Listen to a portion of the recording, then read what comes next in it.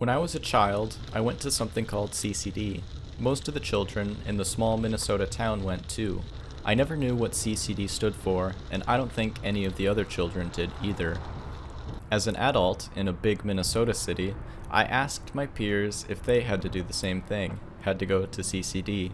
I don't think anyone I ever asked said they did, though sometimes they said they went to something similar with a different name.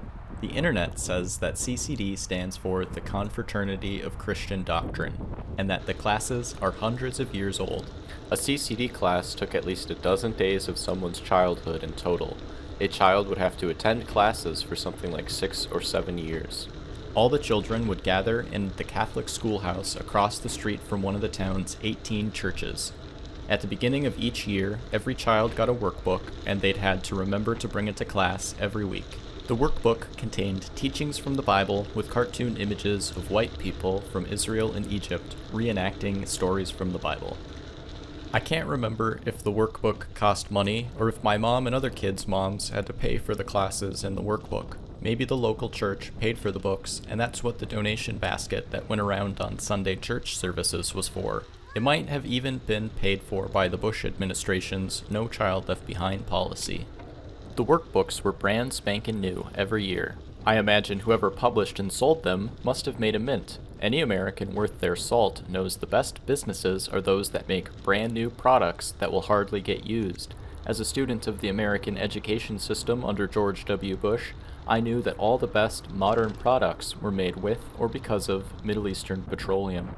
During the Christian Doctrine classes, we'd take turns reading from the pages of the workbook, or we'd have some kind of writing activity to do. Over the course of the year, we'd maybe make it through 2 whole chapters of the workbook's few dozen, though not because we'd spent the time doing writing activities. It was not only the case that we were inattentive children, the teachers were not certified professionals, only volunteers. One volunteer teacher was an old woman who'd always interrupt us from readings to teach us religious thought. For example, one day she taught us that He was watching us whenever we were in His house. As she said this, she pointed a finger upwards toward the church in the window behind us. Everyone in the class thought she was pointing at something in the room, maybe on a poster on the wall, or maybe on the ceiling. Seeing that she confused the class, she asked us if we knew who she was talking about when she said He, if we knew what she was talking about when she said His house. Age had sunk in the features of her face. Time had turned her teeth colors I'd never seen before, and her explanation seethed through them. She said that she was referring to God when she said He, and that His house was the church.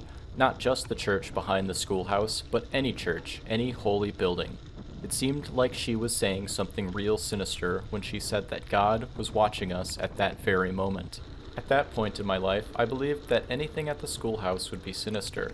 Being part of the town's secular school system, the only things I heard about it were things that school children would gossip about. Opinions like, this teacher is constantly angry, or rumors like, that teacher drinks during the day.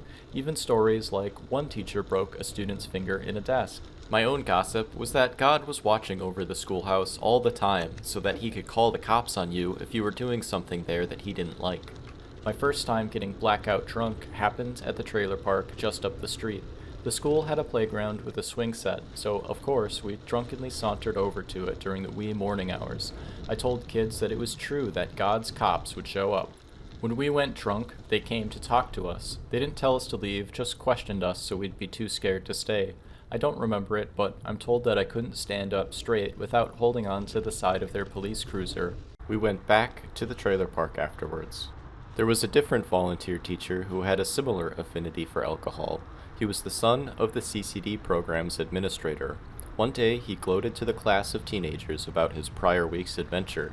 Historically, this was about the same time that cell phones were becoming popular, so he mentioned having captured photos of what made the night so boastful. He said he'd captured photos of girls kissing each other at the bar. After hearing this, the class could not be calmed down. We were too excited about cell phones and too horny about the imitation girls gone wild. We could not be bothered by our workbooks any longer. There were glorious photos to be seen on a digital 1.5-inch cell phone display. Eventually, the administrator's son did get us to calm down. The bastard said he wasn't going to share the photos. Since there wasn't enough time left to do the rest of the workbook readings for the day, we had to move on to another planned activity. The activity was to write down all of the 10 commandments that we could remember. I couldn't remember too many of them, just the one about not stealing and the one about not killing, so I wrote those two down. Thou shalt not steal and thou shalt not kill. I felt awful remembering so few. I knew there wasn't any use in cheating, since the class didn't have any grades, or any point that I'd known about. I still peeked at my classmates' worksheets, though. Travis, sitting next to me, was almost through the whole list. I didn't want anyone to look at my worksheet and think I was a complete dunce. So I wrote down something relevant to current events, something also that I thought would be funny to anyone who'd take the time to read it if they peeked. I wrote down, "Thou shalt not touch little boys." At the time, current events were about people within the papacy having been regularly molesting little boys. Though I knew it had nothing to do with the assignment, what I wrote down did have something to do with reconciling my belief in God. Even if I did write it to be funny, it seemed like something that for sure should have been on the list of 10 commandments, or at least an honorable mention. Had it been mentioned, I might have been more cognizant of the problem. I might have even been a less despicable person myself, who knows. The next part of the story exemplifies the unbelievable upper bound of communication speeds, though not the kind defined within Claude Shannon's mathematical theory, but rather those of divine communication. Somehow, the CCD administrator was able to hear about my 3 commandments from her son. Then, before class ended, she was able to arrange a meeting between herself, myself, and my mom.